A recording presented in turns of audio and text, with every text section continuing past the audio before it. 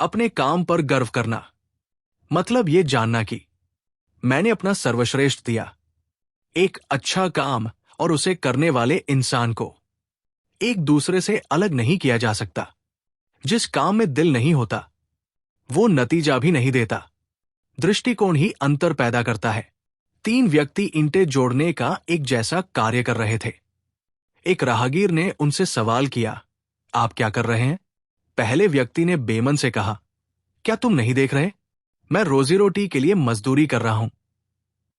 दूसरे ने जवाब दिया, मैं ईंटों की चुनाई कर रहा हूं। पर तीसरे की आंखों में चमक थी।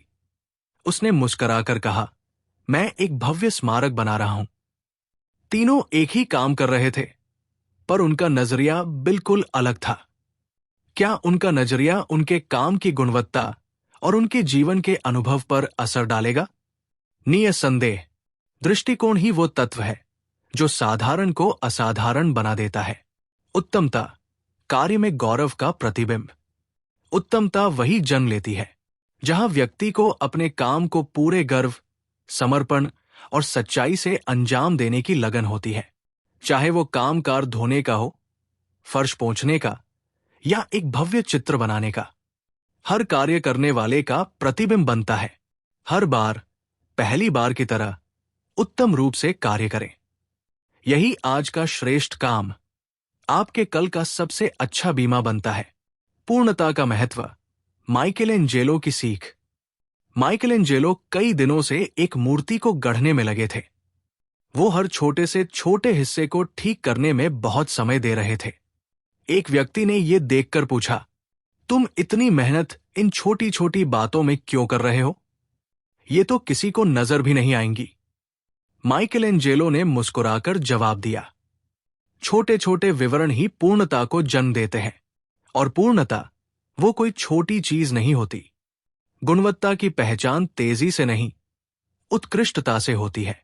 अधिकतर लोग ये भूल जाते हैं कि आपने कोई काम कितनी तेजी से पूरा किया, पर वे ये कभी नहीं भूलते कि वो काम आपने कितनी निपुणता, लगन और उत्कृष्टता से किया था। यदि किसी व्यक्ति को सड़कों की सफाई का जिम्मा दिया जाए तो उसे वो काम ऐसे करना चाहिए जैसे माइकेलेंजेलो चित्र बनाता था, बीथोवन संगीत की रचना करता था या शेक्सपियर कविता लिखता था।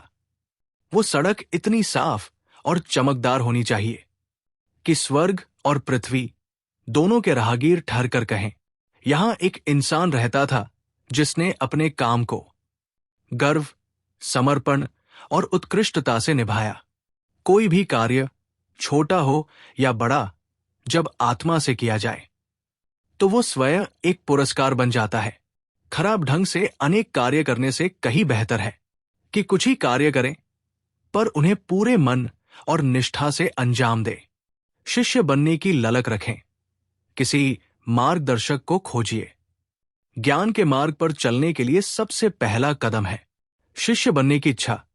जिसके भीतर सीखने की प्यास है उसे हर अनुभव, हर व्यक्ति, हर परिस्थिति से कुछ न कुछ सीखने को मिलता है। हमारे शास्त्रों में पूछा गया है, अगर ईश्वर और गुरु एक साथ आपके सामने खड़े हों तो पहले किसे प्रणाम करेंगे? उत्तर है गुरु को, क्योंकि गुरु ही वह पुल है जो हमें ईश्वर तक पहुंचाता है। गुरु हमें अंधकार से प्रकाश की ओर ले जाता है। इसलिए जीवन में एक सच्चे मार्गदर्शक की खोज कीजिए जो न केवल आपको ज्ञान दे बल्कि आपके भीतर छिपे हुए श्रेष्ठतम रूप को पहचानने में मदद करे। गुरु का महत्व और सच्चे मार्गदर्शक की खोज। भारतीय परंपरा में कहा गया है कि यदि ईश्वर और गुरु दोनों एक साथ सामने खड़े हों तो पहले प्रणाम गुरु को किया जाना चाहिए, क्योंकि बिना गुरु की सहायता और मार्गदर्शन के शिष्य ईश्वर तक नहीं पहुंच सकता। गुरु या सलाहकार ऐसा व्यक्ति होता है जिसके बीते हुए कल का अनुभव हमारे आने वाले कल को दिशा दे सकता है। इसलिए किसी भी मार्गदर्शक को बहुत सोच समझकर चुनना चाहिए। एक अच्छा गुरु या सलाहकार हमें सही मार्ग और स्पष्ट दिशा दिखाता है, जबकि एक गलत सलाहकार हमें भटकाव और भ्रम की ओर ले जा सकता है। अपने गुरु को सच्चे सम्मान और आदर के साथ देखें। जिज्ञासु और उत्सुक स्वभाव वाले शिष्य ही अपने गुरु से सबसे श्रेष्ठ ज्ञान प्राप्त करते हैं। सच्चे गुरु हमारे भीतर की प्यास को शांत नहीं करते, बल्कि उस प्यास को और प्रज्वलित करते हैं, ताकि हम जीवन के प्रश्नों के उत्तर स्वयं खोजने के लिए प्रेरित हों। वे हमें राह दिखाते हैं, लेकिन चलना हमें खुद होता है।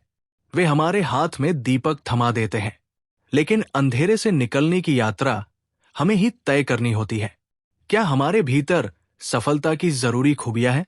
क्या वाकई हमारे अंदर सफलता पाने की सभी जरूरी खूबियां मौजूद हैं?